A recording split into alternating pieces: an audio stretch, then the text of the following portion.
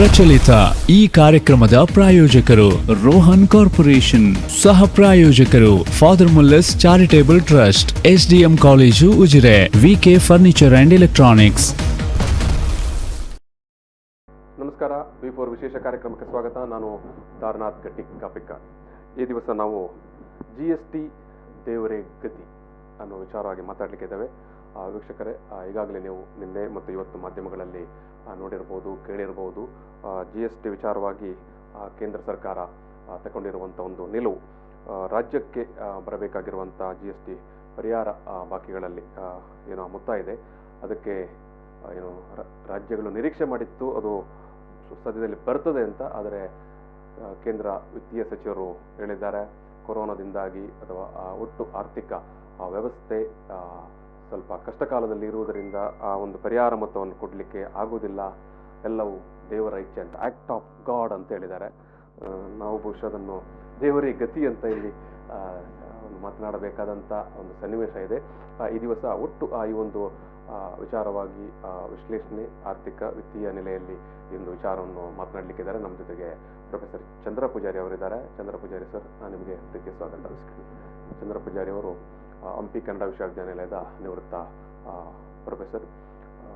ಕನ್ನಡ ನೆಲ, ಜನಪದ ಅಥವಾ ರಾಜಕೀಯ ವಿಚಾರಗಳು, ಸಂವಿಧಾನ, ಇನ್ನು ವಿತ್ತೀಯ ವಿಚಾರಗಳು, ಆರ್ಥಿಕ ವಿಚಾರಗಳು, ಈ ಎಲ್ಲ ವಿಚಾರವಾಗಿ ತುಂಬ ಅಧಿಕೃತವಾಗಿ ಮಾತನಾಡಬಲ್ಲಂಥ ಒಬ್ಬ ಚಿಂತಕ ಅಂತಲೇ ನಾವು ಹೇಳ್ಬೋದು. ಅಂತ ಚಿಂತಕರಾಗಿರುವಂಥ ಪ್ರೊಫೆಸರ್ ಚಂದ್ರ ಪೂಜಾರಿ ಅವರು ಈ ದಿವಸ ವೀಕ್ಷಕರೇ GST ವಿಚಾರವಾಗಿ ಒಟ್ಟು ಆ ಒಂದು GST ಯಾವ ರೀತಿ ಆ ಸ್ವರೂಪಗಳೇನು ಅಥವಾ ಭಾರತೀಯ ತೆರಿಗೆ ಪದ್ಧತಿಯ ಆ ಸ್ವರೂಪಗಳು ಏನು, ವಾಸ್ತವ ಏನು ಅನ್ನೋ ವಿಚಾರದಲ್ಲಿ ಮಾತಾಡಿ, ಆ ನಂತರ ಏನು ಈಗ ನಿನ್ನೆಯಿಂದ ನಡೆದಂಥ ಒಂದು GST ಕೌನ್ಸಿಲ್ನ ಸಭೆಯಲ್ಲಿ ನಡೆದಂಥ ಬೆಳವಣಿಗೆಗಳು ಅಥವಾ ಕೇಂದ್ರ ಸರ್ಕಾರ ನೀಡಿದಂಥ ಘೋಷಣೆ ಏನು, ನಿರ್ಮಲಾ ಸೀತಾರಾಮನ್ ಅವರು ಹೇಳಿದಂಥ ಆ್ಯಕ್ಟ್ ಆಫ್ ಗಾಡ್ ಹಿನ್ನೆಲೆಯಲ್ಲಿ ತಮ್ಮ ಇವತ್ತಿನ ಒಂದು ಸಂವಾದವನ್ನು ಮುಂದುವರಿಸಲಿಕ್ಕಿದ್ದಾರೆ. ಸರ್, ಇವಾಗ ಸಾಮಾನ್ಯವಾಗಿ ಜನರಿಗೊಂದು ಪ್ರಶ್ನೆ ಇದ್ದೇ ಇರ್ತದೆ, ಈ ಟ್ಯಾಕ್ಸ್ ಪದ್ಧತಿ ಯಾವ ರೀತಿ ಇರ್ತದೆ, ಏನಿರ್ತದೆ ಅಂತ. ಇನ್ನೊಂದು ಕಡೆ ಸಾಮಾನ್ಯ ವರ್ಗದ ಜನರಲ್ಲಿ ಇರ್ತದೆ, ಬಹುಶಃ ಟ್ಯಾಕ್ಸನ್ನು ಬರೀ ಶ್ರೀಮಂತ ವರ್ಗದವರು ಅಥವಾ ಕಂಪನಿ ಇಂಡಸ್ಟ್ರಿಯವರು ಮಾತ್ರ ಪೇ ಮಾಡ್ತಾರೆ ಅನ್ನುವಂಥ ಒಂದು ದೃಷ್ಟಿಕೋನ ಎಲ್ಲ ಇರ್ತದೆ. ಇದನ್ನು ನಮ್ಮ ವೀಕ್ಷಕರ ಒಂದು ಏನು ಗಮನಕ್ಕೆ ತರುವ ನಿಟ್ಟಿನಲ್ಲಿ ಅದನ್ನು ವಿಷದಪಡಿಸೋದಿದ್ದರೆ ಯಾವ ರೀತಿ? ಅಲ್ಲ, ಅಂಥದ್ದೊಂದು ಕನ್ಫ್ಯೂಷನ್ ಅಂದರೆ ತೆರಿಗೆ ಅಂದರೆ ಶ್ರೀಮಂತರೇ ಕಟ್ಟೋದು, ಬಡವರೆಲ್ಲ ತೆರಿಗೆ ಕಟ್ಟಲಿಕ್ಕಿಲ್ಲ ಅಂತ. ಇದು ಕೇವಲ ಓದದವರ ಕಥೆ ಅಲ್ಲ. ಇದು ಇವನ್ ಕೆಲವು ಸೆಲೆಬ್ರಿಟಿಗಳು, ಸಿನಿಮಾ ಸ್ಟಾರ್ಗಳು ನೇರ ಓಪನ್ ಆಗಿ ಹೇಳ್ತಾ ಇದ್ರು ಅವ್ರು ಟ್ಯಾಕ್ಸ್ ಎಲ್ಲಿ ಕಟ್ತಾರೆ ಅಂತ ಹೇಳಿ. ಸೊ ಸೆಲೆಬ್ರಿಟಿ ಹೇಳಿದ್ರೆ ಆಯ್ತಲ್ಲ, ದೇವ್ರು ಹೇಳಿದಾಗ ಭಾರತದಂತ ಪರಿಸ್ಥಿತಿಯಲ್ಲಿ ಸೆಲೆಬ್ರಿಟಿಗಳು ಹೇಳಿದ್ರೆ ಅಲ್ಲಿಗೆ ಮುಗೀತು. ಸೊ ಅಂಥ ಸ್ಥಿತಿಯಲ್ಲಿ ಜನರಿಗೆ ಕೆಲವರಿಗೆ ಆಶ್ಚರ್ಯ ಆಗ್ಬೋದು. ಹತ್ತಿರ ನನಗೆ ಗೊತ್ತಿರುವಾಗ 2010, 11, 12ರವರೆಗೆ ಕೇಂದ್ರ ಸರ್ಕಾರ ಸಂಗ್ರಹ ಮಾಡೋ ಪ್ರತಿ 100 ರೂಪಾಯಲ್ಲಿ 65 ರೂಪಾಯಿ ಬಡವರಿಂದ ಬಂದರೆ 35 ರೂಪಾಯಿ ಅನುಕೂಲಸ್ಥರಿಂದ ಬಂದಿದೆ. ನಾನು ಇದನ್ನು ಹೇಗೆ ವಿಂಗಡಿಸ್ತಾ ಇದ್ದೇನೆ ಅಂತ ಹೇಳಿದ್ರೆ, ಅಂದ್ರೆ ಬಹುಪಾಲು ದೊಡ್ಡ ಶೇರ್ ಮಧ್ಯಮ ವರ್ಗದ, ಬಡವರ್ಗದ ಜನರಿಂದಲೇ ಬರ್ತಾ ಇದೆ. ಅಂದ್ರೆ ಅದು ಹೇಗೆ ಹೇಳ್ತಾ ಇದ್ದೇನೆ ಅಂತ ಹೇಳಿದ್ರೆ, ತೆರಿಗೆಯಲ್ಲಿ 2 ರೀತಿ. ಒಂದು ಆದಾಯದ ಮೇಲೆ ತೆರಿಗೆ, income tax, wealth tax, corporate tax, ಇದೆಲ್ಲ ಆದಾಯದ ಮೇಲೆ ಇರುವ ತೆರಿಗೆಗಳು. ಮತ್ತೊಂದು ಸರಕು ಸೇವೆಗಳ ಮೇಲೆ ತೆರಿಗೆ. ಸೊ ಆದಾಯದ ಮೇಲೆ ತೆರಿಗೆಯನ್ನು ನಾವು ಡೈರೆಕ್ಟ್ ಟ್ಯಾಕ್ಸ್ ಅಂತ ಹೇಳ್ತೇವೆ, ನೇರ ತೆರಿಗೆ ಅದು ಆದಾಯದ ಮೇಲೆ. ಇದು ಇಂಡೈರೆಕ್ಟ್ ಟ್ಯಾಕ್ಸ್ ಅಂತ ಹೇಳ್ತೇವೆ, ಪರೋಕ್ಷ ತೆರಿಗೆ. ಯಾವುದು? ಸರಕು ಸೇವೆಗಳ ಮೇಲೆ, ಗೂಡ್ಸ್ ಅಂಡ್ ಸರ್ವಿಸಸ್ ಮೇಲೆ. ಸೊ ಇದನ್ನು ನೋಡಿ, ನಮ್ಮಲ್ಲಿ ಒಂದು 70% ಜನ ಬಡವರು, ಲೋವರ್ ಮಿಡ್ ಕ್ಲಾಸ್ ಸೇರಿದವರೇ ಇದ್ದವರು. ಸೊ ಅವರು ಮೇಲೆ ಈ ಸರಕು ಇಂಡೈರೆಕ್ಟ್ ಟ್ಯಾಕ್ಸ್ ಇದೆ, ಅದು ಫ್ಲಾಟ್ ಬೀಳ್ತದೆ. ಶ್ರೀಮಂತ ಆಗಲಿ ಬಡವನಾಗಲಿ ಒಂದೇ ಟ್ಯಾಕ್ಸ್. ನೀವೀಗ ಮೊಬೈಲ್ ರೀಚಾರ್ಜ್ ಮಾಡ್ಲಿಕ್ಕೆ ಹೋದರೆ 18% GST ಕಟ್ ಆಗ್ತದೆ. 18%. 100 ರೂಪಾಯಿ ಮಾಡಿದ್ರೆ ನಿಮಗೆ ಸಿಗುದು 18 ಅಂದರೆ 82 ರೂಪಾಯಿ ಮಾತ್ರ ಚಾರ್ಜ್. ಸೊ ಅದು ಬಿಡಿ, LIC ಪಾಲಿಸಿ ಮಾಡಿಸಿದರೆ ಅಲ್ಲಿ ಕೂಡ ಸರ್ವಿಸ್ ಮೇಲೆ ಅದರ ಮೇಲೆ ಟ್ಯಾಕ್ಸ್ ಇದೆ. ಏನೇ ಮಾಡಿದ್ರು, ಈಗ ಟ್ಯಾಕ್ಸ್ ಜಾಸ್ತಿ ಆಯಿತು ಅಂತ ನೀವೇನೋ ಆತ್ಮಹತ್ಯೆ ಮಾಡಿಕೊಂಡ್ರೆ ಹಗ್ಗ ತೆಗೆದರೆ ಅದರ ಮೇಲೆ ಕೂಡ ಟ್ಯಾಕ್ಸ್ ಇದೆ ಅಂತ ಸ್ಥಿತಿ ಇದೆ. ಸೊ ಹಾಗಾಗಿ ನಾನು ಹೇಳಿದಲ್ಲ, ಒಂದು 2010, 12ರವರೆಗೆ ಪ್ರತಿ 100 ರೂಪಾಯಿ ಕೇಂದ್ರ ಸರ್ಕಾರ ಸಂಗ್ರಹ ಮಾಡೋ ತೆರಿಗೆಯಲ್ಲಿ 65 ಕೂಡ ಇವರಿಂದಲೇ ಅನಾನುಕೂಲಸ್ಥರಿಂದ ಬಡವರು ಅಂದರೆ ಇಂಡೈರೆಕ್ಟ್ ಟ್ಯಾಕ್ಸಿಂದಲೇ ಬರ್ತಾ ಇತ್ತು. ಡೈರೆಕ್ಟ್ ಟ್ಯಾಕ್ಸಿಂದ 35 ಬರ್ತಾ ಇತ್ತು. ಬಟ್ ಕಾಲಕ್ರಮೇಣ ಏನಾಯಿತು, ಈಗಿನ ಸ್ಥಿತಿ ಹೇಗಿದೆ ಅಂತ ಹೇಳಿದರೆ 50 ರೂಪಾಯಿ ಅನುಕೂಲಸ್ಥರಿಗೆ ಬಂದರೆ 50 ರೂಪಾಯಿ ಬಡವರಿಂದ ಬರ್ತಾ ಇದೆ. ಅಂದರೆ ಇಂಡೈರೆಕ್ಟ್ ಟ್ಯಾಕ್ಸ್, ನಾನು ಬಡವರ ಟ್ಯಾಕ್ಸ್, ಯಾಕಂದರೆ ಮೆಜಾರಿಟಿ ಇಲ್ಲಿ ಅವರೇ ಇದ್ದಾರೆ. ಸೊ ಅವ್ರು ಏನು ಪರ್ಚೇಸ್ ಮಾಡಿದ್ರು ಟ್ಯಾಕ್ಸ್. ಬೆಳಗ್ಗೆ ಎದ್ದು ನೀವು ಹೊರಗೆ ಹೋದರೆ ಒಂದು ಬ್ರಷ್ ಮಾಡಿ ಟೂತ್ ಮೇಲೆ ಕೊಡ್ತೀರಿ, ಮತ್ತೇನು ಟೀ ಕುಡಿಯೋ ಟೀ ಪೌಡ್ರ್ ಮೇಲೆ ಟ್ಯಾಕ್ಸ್ ಇದೆ. ನಂತರ ಹೊರಗೆ ಚಪ್ಪಲ್ ಹಾಕೋದ್ರೆ ಚಪ್ಪಲ್ ಮೇಲೆ ಟ್ಯಾಕ್ಸ್ ಇದೆ. ಬಸ್ ಹತ್ತಿದ್ರೆ ಅಲ್ಲಿ ಅದು ಇದರ ಒಳಗೆ ಬರೋದಿಲ್ಲ. ನಾವು ಪೆಟ್ರೋಲ್ ಡೀಸೆಲ್ ಅಂತ ಅದರ ಮೇಲೆ ದಿನಚರಿಯೇ ಬೆಳಗ್ಗೆ ಮನೆಗೆ ಹೋಗಿ ಪುನಃ ಬಂದು ಸೇರುವವರೆಗೆ ಕೆಲವು ಪ್ರತಿ 100 ರೂಪಾಯಲ್ಲಿ ಒಂದು 20 ರೂಪಾಯಿ ಆದರೂ ಟ್ಯಾಕ್ಸ್ ಕಟ್ತೀರಿ ನೀವು ಪ್ರತಿಯೊಬ್ಬರು. ಸೊ ಹಾಗಾಗಿ ನಮ್ಮಲ್ಲಿ ಬಡವರೇ ಜಾಸ್ತಿ ಇದ್ದಾರೆ. ಸೊ ಅವರ ವಂತಿಗೆ ದೊಡ್ಡ ಮಟ್ಟಿಗಿದೆ. ಸೊ GST ಯಾಕೆ ಬಂತು ಅಂತ ಹೇಳಿದ್ರೆ, ಸೊ ಹಿಂದೆ ಹೇಗಿತ್ತು, GST ಬರೋ ಮೊದಲು ಪ್ರತಿ ರಾಜ್ಯದಲ್ಲಿ ಅವ್ರದ್ದೇ ಸೇಲ್ಸ್ ಟ್ಯಾಕ್ಸ್ಗಳಿದ್ದವು, ಆಕ್ಟ್ರಾಯ್ಗಳಿದ್ದವು, ವ್ಯಾಲ್ಯೂ ಆಡೆಡ್ ಟ್ಯಾಕ್ಸ್ ಇದ್ದವು, ತುಂಬ ಟ್ಯಾಕ್ಸ್ಗಳಿದ್ದವು. ಅದೇನಾಗ್ತದೆ ಅಂತ ಹೇಳಿದರೆ ದೇಶ ಒಂದು ಮಾರುಕಟ್ಟೆಯಾಗಿ ವ್ಯವಹಾರ ಮಾಡಲಿಕ್ಕೆ ದೊಡ್ಡ ಅಡ್ಡಿ ಹಾಕಿತ್ತು. ಸೊ ಒಂದು ರಾಜ್ಯದಿಂದ ಮತ್ತೊಂದು ರಾಜ್ಯಕ್ಕೆ ಗೂಡ್ಸ್ ಬರುವಾಗ ಇಲ್ಲಿ ಟ್ಯಾಕ್ಸ್ ಸ್ಟ್ರಕ್ಚರೇ ಬೇರೆ ಮತ್ತು ಪ್ರವೇಶ ತೆರಿಗೆ ಬೇರೆ, ಹಾಗಾಗಿ ವ್ಯಾಪಾರ ವ್ಯವಹಾರಕ್ಕೆ ಅಡ್ಡಿ ಆಗ್ತದೆ. ಸೊ ಅದನ್ನೆಲ್ಲ ತೆಗೆದು ನಾವು ಒಂದು ತೆರಿಗೆ ಇಡೀ ದೇಶಕ್ಕೋಸ್ಕರ ಒಂದು ತೆರಿಗೆ ಹೌದೌದು ತೆರಿಗೆ ಮಾಡಿದೆ. ಮತ್ತು ಹಿಂದಿನ ಟ್ಯಾಕ್ಸ್ ಹೇಗೆ ಅಂತ ಹೇಳಿದ್ರೆ ಉತ್ಪಾದನೆ ಮೇಲೆ ಟ್ಯಾಕ್ಸ್ ಇತ್ತು. ಉತ್ಪಾದನೆ ಮಾಡುವಾಗ ಆ ಪಾಯಿಂಟಲ್ಲಿ GST ಗ್ರಾಹಕ ನೀವು ಕನ್ಸ್ಯೂಮ್ ಮಾಡುವಾಗ ಟ್ಯಾಕ್ಸ್ ಬೀಳ್ತದೆ. ಏನು ಪರ್ಚೇಸ್ ಮಾಡಿ ಕನ್ಸ್ಯೂಮ್ ಮಾಡ್ತೀರಲ್ಲ ಆಗ ಟ್ಯಾಕ್ಸ್ ಕೊನೆ ಹಂತದಲ್ಲಿ ಬೀಳ್ತದೆ. ಸೊ ಹೀಗಾಗಿ ಏನಾಗ್ತದೆ, ಟ್ಯಾಕ್ಸ್ ನೆಟ್ ಜಾಸ್ತಿ ಆಗ್ತದೆ, ವಿಸ್ತಾರಗೊಳ್ತದೆ. ಎರಡನೇದಾಗಿ ನಿಮಗೆ ತೆರಿಗೆ ಸಂಗ್ರಹ ಸರಳಗೊಳ್ತದೆ. ಈಗ ಅಲ್ಲಲ್ಲಿ ಎಲ್ಲ ರಾಜ್ಯಗಳು ಸಂಗ್ರಹ ಮಾಡಲು ಕೇಂದ್ರ ಸರ್ಕಾರ ಸಂಗ್ರಹ ಮಾಡಿ ಎಲ್ರಿಗೂ ಹಂಚೋದು ಅಂತೇಳಿ. ಸೊ ಹಾಗೆ ಅಡ್ಮಿನಿಸ್ಟ್ರೇಷನು ಸರಳ ಆದ್ದರಿಂದ ನಿಮಗೆ ಅದರ ಮೇಲೆ ಈ ತೆರಿಗೆ ಸಂಗ್ರಹದ ಖರ್ಚು ಕೂಡ ಕಡಿಮೆ ಆಗ್ತದೆ. ಸೊ ಓವರಾಲ್ ನಮ್ಮ ಎಕನಾಮಿಕ್ ಗ್ರೋತ್ ಕೂಡ ಜಾಸ್ತಿ ಆಗ್ತದೆ ಅಂತ ಹೇಳೋ ನೆಲೆಯಲ್ಲಿ GST ಬಂದಿದೆ, ಜಾರಿಗೆ ಬಂದಿದೆ. ಸೊ GST ಬಂದು ಈಗ 2017ಕ್ಕೆ ಬಂತು. 2018 ಇಲ್ಲಿವರೆಗೆ ಏನು ಹೌದು ಏನು ದೊಡ್ಡ ಸಮಸ್ಯೆ ನಡೀತಾ ಇತ್ತು. ಬಟ್ ಈಗ ಶುರುವಾಗಿದೆ ಸಮಸ್ಯೆ. ಅಲ್ಲ, ಇನ್ನೊಂದು ಪ್ರಶ್ನೆ ಕೂಡ ಇತ್ತು. GST ಇಂಪ್ಲಿಮೆಂಟ್ ಮಾಡುವ ಸಂದರ್ಭದಲ್ಲೂ ಕೂಡ ಪ್ರತಿಪಕ್ಷಗಳು ಮುಖ್ಯವಾಗಿ ಇದನ್ನು ಆಕ್ಷೇಪ ಮಾಡಿದ್ದವು. ಇದು ಒಂಥರ ಸುಲಿಗೆಗೆ ಕಾರಣ ಆಗಬಹುದು ಅನ್ನುವಂಥ ಆಕ್ಷೇಪಗಳು ಕೂಡ ಇತ್ತು. ಮತ್ತು ಇದು ಅಷ್ಟೊಂದು ಸೈಂಟಿಫಿಕಲ್ ಆದ ಒಂದು ಮೆಥಡಾಲಜಿ ಇಲ್ಲಿ ಅನುಸರಿಸಲಾಗ್ತಾ ಇಲ್ಲ ಅನ್ನುವಂಥ ಒಂದು ಆಕ್ಷೇಪ ಕೂಡ ಇತ್ತು. ಅಲ್ಲ, ಒಂದೇನಿತ್ತು ಅಂತ ಹೇಳಿದ್ರೆ ಆ್ಯಕ್ಚುಲಿ ನೋಡಿ 2010ರಿಂದ ಇಡೀ GST ಪ್ರಕ್ರಿಯೆ ಆರಂಭ ಆಗಿತ್ತು.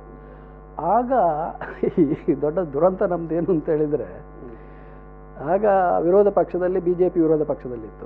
ನಮ್ಮ ಇದೇ ಹಿಂದಿನ ಪ್ರಧಾನಿ ನರೇಂದ್ರ ಮೋದಿ ಅವರು ಕಟ್ಟ ವಿರೋಧಿಯಾಗಿದ್ದರು ಅದರದ್ದು GSTದ್ದು. ಸೊ ಆಗ ಅವರು ಅಂತಲ್ಲ, ತುಂಬ ವಿರೋಧ ಪಕ್ಷಗಳು ವಿರೋಧಿಸಿದ್ದವು, ಅವ್ರು ಮಾತ್ರ ಅಲ್ಲ. ಬಟ್ ಅವರ ವಿರೋಧಕ್ಕೊಂದು ನೆಲೆ ಇತ್ತು.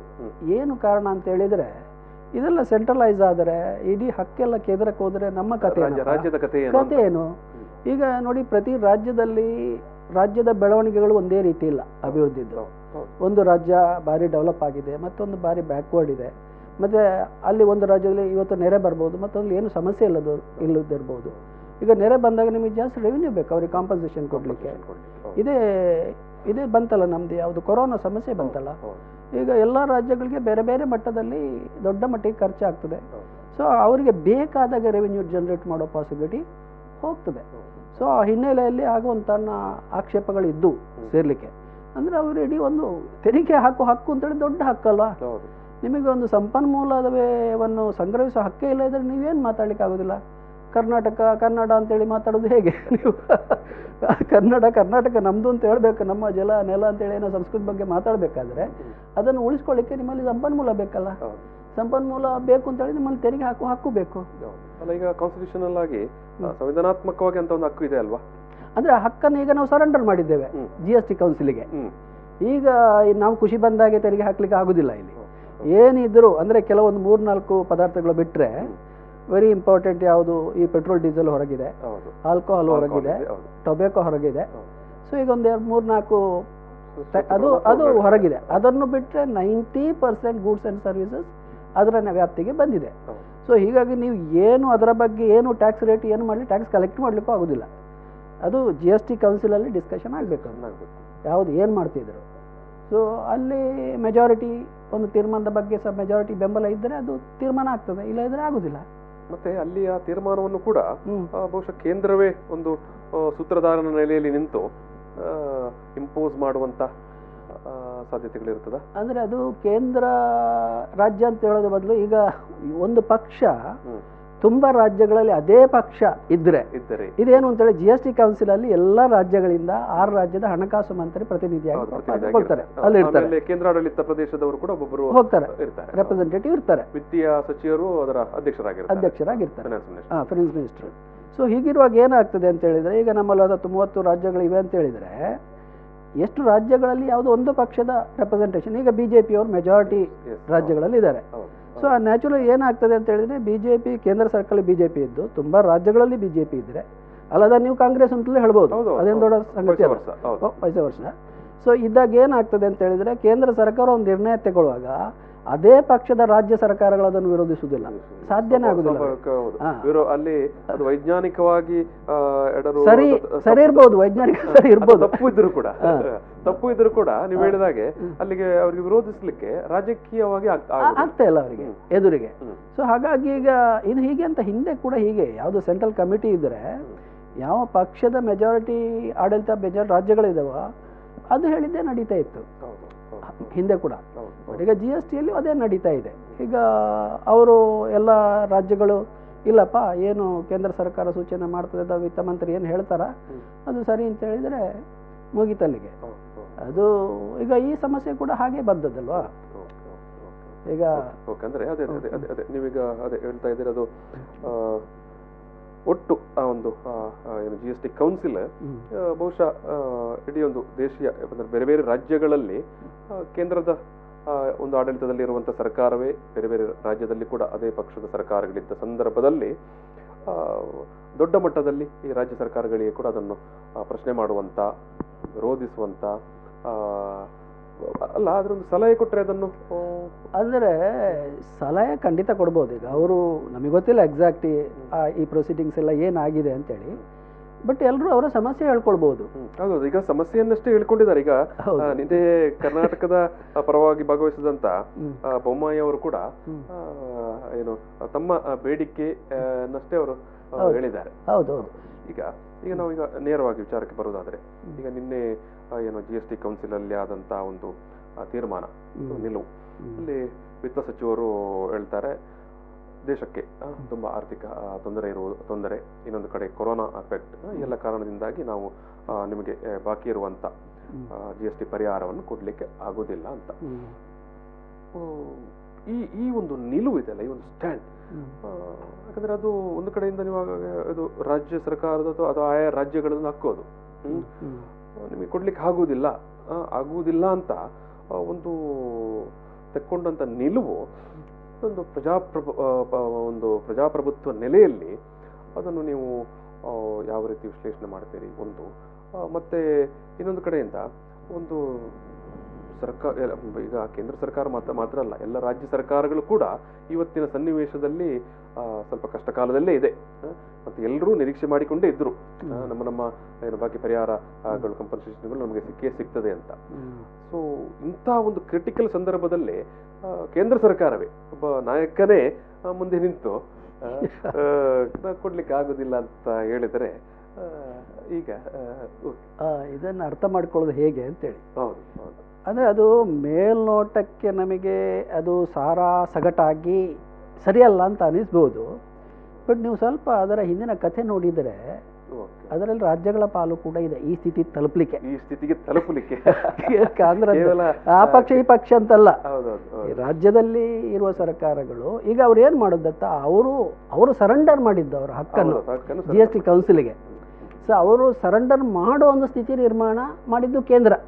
ಅಂದ್ರೆ ಹೇಗೆ ಅಂತ ಹೇಳಿದ್ರೆ, ಈಗ ನಾವು ಈ ವಿಚಾರವನ್ನು ನಾವು ಒಂದು ಸಣ್ಣ ಬ್ರೇಕ್ ತಗೊಂಡು ಮತ್ತೆ ಚರ್ಚೆ ಮಾಡುವ. GST ದೇವರೇ ಗತಿ ಅನ್ನುವಂಥ ಒಂದು ಹಿನ್ನೆಲೆಯಲ್ಲಿ ನಾವು ಇವತ್ತಿನ ಒಂದು ಚರ್ಚೆಯನ್ನು ನಡೆಸ್ತಾ ಇದ್ದೇವೆ ವೀಕ್ಷಕರೇ. ಪ್ರೊಫೆಸರ್ ಚಂದ್ರ ಪೂಜಾರಿ ಅವರು ನಮ್ಮ ಜೊತೆಗೆ ಸಂವಾದದಲ್ಲಿ ಭಾಗವಹಿಸ್ತಾ ಇದ್ದಾರೆ. ಈಗ ಸಣ್ಣ ಬ್ರೇಕ್, ಆ ಬ್ರೇಕ್ ನಂತರ ಮತ್ತೆ ನಾವು ಇಂದು ಸಂವಾದವನ್ನು ಮುಂದುವರಿಸ್ತೇವೆ. ಪ್ರಚಲಿತ ಈ ಕಾರ್ಯಕ್ರಮದ ಪ್ರಾಯೋಜಕರು ರೋಹನ್ ಕಾರ್ಪೊರೇಷನ್, ಸಹ ಪ್ರಾಯೋಜಕರು father Muller's charitable trust, SDM college Ujire, VK furniture and electronics. ನಮಸ್ಕಾರ. ಬಿಫೋರ್ ವಿಶೇಷ ಕಾರ್ಯಕ್ರಮಕ್ಕೆ ಮತ್ತೆ ಸ್ವಾಗತ. GST ದೇವರೇ ಗತಿ ಅನ್ನುವ ನೆಲೆಯಲ್ಲಿ ಇವತ್ತಿನ ಒಂದು ಚರ್ಚೆಯನ್ನು ನಾವು ಸಂವಾದವನ್ನು ಮಾಡ್ತಾ ಇದ್ದೇವೆ. ಪ್ರೊಫೆಸರ್ ಚಂದ್ರ ಪೂಜಾರಿ ಅವರು ನಮ್ಮ ಜೊತೆಗೆ ಸಂವಾದದಲ್ಲಿ ಭಾಗವಹಿಸ್ತಾ ಇದ್ದಾರೆ. ಹಂಪಿ ಕನ್ನಡ ವಿಶ್ವವಿದ್ಯಾನಿಲಯದ ನಿವೃತ್ತ ಪ್ರೊಫೆಸರ್ ಚಂದ್ರ ಪೂಜಾರಿ ಅವರು ಕನ್ನಡ ಬದುಕು, ಪರಿಸರ, ರಾಜಕೀಯ, ಅರ್ಥಶಾಸ್ತ್ರ ಎಲ್ಲ ನೆಲೆಯಲ್ಲಿ ಅತ್ಯಂತ ಅಧಿಕೃತವಾಗಿ ಮಾತನಾಡಬಲ್ಲಂಥ ಪ್ರೊಫೆಸರ್ ಚಂದ್ರ ಪೂಜಾರಿ ಅವರು ಇವತ್ತು ಈ ಒಂದು GST ವಿಚಾರವಾಗಿ ನಮ್ಮ ಸಂವಾದದಲ್ಲಿ ಭಾಗವಹಿಸ್ತಾ ಇದ್ದಾರೆ. ವೀಕ್ಷಕರೇ, ನಾವು ಈ ಒಂದು ಬ್ರೇಕ್ಗಿಂತ ಮೊದಲು ಭಾರತೀಯ ತೆರಿಗೆ ಪದ್ಧತಿ ಯಾವ ರೀತಿ ಇರುತ್ತೆ, ಆಮೇಲೆ GST ಯಾವ ರೀತಿ ಇರುತ್ತೆ ಅನ್ನೋ ವಿಚಾರವಾಗಿ ಮಾತಾಡ್ತಾ ಇದ್ದೆವು. ಜೊತೆಗೆ ನಿನ್ನೆ GST ಕೌನ್ಸಿಲಲ್ಲಿ ನಡೆದಂಥ ಅಥವಾ ಅಲ್ಲಿ ಕೇಂದ್ರ ಸರ್ಕಾರ ತಗೊಂಡಂಥ ಒಂದು ನಿಲುವು ಏನು, ರಾಜ್ಯಗಳಿಗೆ ಬರಬೇಕಾದ ಪರಿಹಾರ ಬಾಕಿ, GST ಪರಿಹಾರ ಬಾಕಿ ಅನ್ನು ಯಾವ ರೀತಿ, ಅಂದರೆ ಸರ್ಕಾರ ಏನು ಘೋಷಣೆ ಮಾಡಿದ್ದು, ನಮಗೆ ಸದ್ಯದ ಆರ್ಥಿಕ ಪರಿಸ್ಥಿತಿಯಲ್ಲಿ ಅದನ್ನು ಕೊಡಲಿಕ್ಕೆ ಆಗುವುದಿಲ್ಲ ಅನ್ನುವಂಥ ಒಂದು ತಗೊಂಡ ನಿಲುವು ಬಹುಶಃ ಅದು ಇಡೀ ರಾಜ್ಯ ಅಥವಾ ನಮ್ಮ ಒಂದು ಒಕ್ಕೂಟ ವ್ಯವಸ್ಥೆಯಲ್ಲಿ ನಾವು ಒಂಥರ ಆತಂಕವ ಅಥವಾ ಒಂದು ಹೊಸ ರೀತಿಯ ದಿಕ್ಕಿನಲ್ಲಿ ನೋಡಬೇಕಾದ ವಿಚಾರವೋ ಅಥವಾ ಚರ್ಚೆ ಮಾಡಬೇಕಾದಂಥ ಒಂದು ನೆಲೆಯಲ್ಲಿ ಅದನ್ನು ನಾವು ಇವತ್ತು ನೋಡ್ತಾ ಇದ್ದೇವೆ. ಸರ್, ಅದೇ ಆಗ ನಾವು ಚರ್ಚೆ ಮಾಡ್ತಾ ಇದ್ದೇವೆ ಈ ಒಂದು ಸ್ಟ್ಯಾಂಡ್ ಪರಿಹಾರ, GST ಪರಿಹಾರ. ಹೌದೌದು. ಈಗ ಅದೇ ಆ ಪ್ರಶ್ನೆಗಿಂತ ಮೊದಲು ಈ GST ಪರಿಹಾರ ಅಂದ್ರೆ ಏನದು? ಅದೇ ಅದು ಆಕ್ಚುಲಿ ಅದು ಅರ್ಥ ಆದರೆ ಈ ಸಮಸ್ಯೆ ಯಾಕಾಗಿದೆ ಅಂತ ಗೊತ್ತಾಗ್ತದೆ.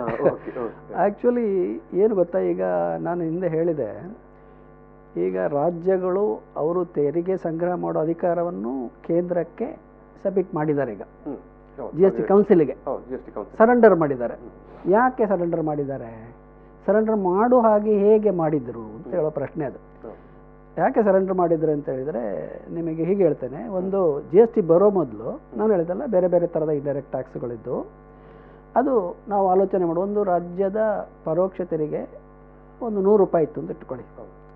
ಇದು GST ಬರೋ ಮೊದಲು, ಹಾಂ, ಅವರು GSTಗೆ ಸೇರಬೇಕು ಅಂತ ಹೇಳಿದರೆ ಎಲ್ಲ ರಾಜ್ಯಗಳೊಂದು ಕಂಡೀಷನ್ ಹಾಕಿದ್ದು ಕೇಂದ್ರ ಸರ್ಕಾರಕ್ಕೆ. ಏನು ಅಂತ ಹೇಳಿದರೆ, ನಾವು GSTಗೆ ಸೇರ್ತೇವೆ, ನಮ್ಮ ಕಂಡೀಷನ್ ಏನು ಅಂತ ಹೇಳಿದರೆ, ನಮ್ಮ ತೆರಿಗೆ ಸಂಗ್ರಹ ಈಗ 100 ರೂಪಾಯಿ ಇದೆ, ಸೇರಿದ ನಂತರ ಕನಿಷ್ಠ 100 ರೂಪಾಯಿ ನಮಗೆ ಬರಬೇಕು. ಸೇರಿದ ನಂತರ ಅದರಲ್ಲಿ ಏನೂ ಕಡಿಮೆ ಆಗಬಾರ್ದು. ಒಂದು ವೇಳೆ ಕಡಿಮೆ ಆದರೆ ನೀವು ಅದನ್ನು ತುಂಬಿಸಿ ಕೊಡಬೇಕು. ಅದು ಅಷ್ಟು ಮಾತ್ರ ಅಲ್ಲ, ಮತ್ತೊಂದು ಕಂಡೀಷನ್ ಇದೆ. ಖಾಲಿ 100 ರೂಪಾಯಿ ಅಲ್ಲ, ಈ ರೀತಿ ಅವರು 5 ವರ್ಷ ಪರಿಹಾರ ಕೊಡ್ತಾ ಹೋಗ್ಬೇಕು. ಕಡಿಮೆ ಅದನ್ನು ತುಂಬಿಸಿ ಕೊಡಬೇಕು. ಅದು ಕೇವಲ 100 ಅಲ್ಲ, ಪ್ರತಿ ವರ್ಷ 14% ಜಾಸ್ತಿ ಆಗ್ತದೆ. ಈ ವರ್ಷ 100 ಇದ್ದರೆ ಬರೋ ವರ್ಷ 114 ಆಗ್ತದೆ. ಮತ್ತೆ ನೆಕ್ಸ್ಟ್ ಇಯರ್ 114% ಆಗ್ತದೆ. ಅಂದರೆ 17ರಿಂದ 22ವರೆಗೆ 2022ವರೆಗೆ ಇವರು ಏನು ಇಲ್ಲಿ ಕೊರತೆ ಆಗ್ತದೆ, ಇವರ ತೆರಿಗೆ, ಹಿಂದಿನ ತೆರಿಗೆ ಕಂಪೇರ್ ಮಾಡಿದರೆ, ಸೊ ಅದನ್ನು ತುಂಬಿಸಿ ಕೊಡಬೇಕು ಅಂತ ಇವರು ಕಂಡೀಷನ್ ಹಾಕಿದ್ದಾರೆ.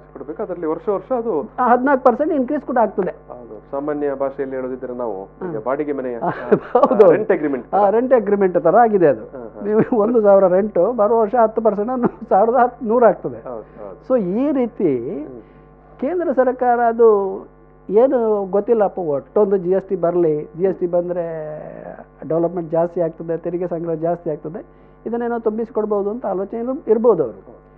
ಬಟ್ ಅಲ್ಲಿ ದೊಡ್ಡ, ನನ್ನ ಪ್ರಕಾರ ಒಂದು ಟೆಕ್ನಿಕಲ್ ಪ್ರಾಬ್ಲಮ್ ಏನು ಅಂತ ಹೇಳಿದರೆ, ತೆರಿಗೆ ಸಂಗ್ರಹಕ್ಕೂ ನಿಮ್ಮ ಆರ್ಥಿಕ ಅಭಿವೃದ್ಧಿಗೂ ನೇರ ಸಂಬಂಧ ಇದೆ. ಅರ್ಥ ಆಯ್ತಲ್ಲ? ನಿಮ್ಮಲ್ಲಿ ಎಕನಾಮಿಕ್ ಆಕ್ಟಿವಿಟೀಸ್ ಎಲ್ಲ ಇದೆ, ತೆರಿಗೆಯಲ್ಲಿ ಬರ್ತದೆ. ಸೊ ಇವರು ಈ ರಾಜ್ಯಗಳ ಷರತ್ತನ್ನು, ಪರಿಹಾರ ತುಂಬಿಸಿಕೊಡುವ ಷರತ್ತನ್ನು ಹೇಳುವಾಗ ಇವರು ಕೇಳುವ ಈ ಪ್ರಮಾಣ ಎಷ್ಟು ಸಂಗ್ರಹ ಮಾಡ್ತಾರೆ ಅದನ್ನು ಕೊಡ್ತೇವೆ ಅಂತೇಳಿ ಒಪ್ಪೋ ಬದಲು, ಅದನ್ನು ಅವರು ಒಂದು ವೇಳೆ ಆ ಡೆವಲಪ್ಮೆಂಟ್ ಏನಾಗ್ತದೆ, ಪ್ರತಿ ವರ್ಷ ಎಕನಾಮಿಕ್ ಡೆವಲಪ್ಮೆಂಟ್ ಹೇಗಿರ್ತದೆ ಅದಕ್ಕೆ ಅನುಸಾರ ನಾವು ಪರಿಹಾರ ಕೊಡ್ತೇವೆ ಅಂತೇಳಿ ಹೇಳ್ಬೋದಿತ್ತು. ಹಾಗೆ ಹೇಳಿಲ್ಲ ಅವರು.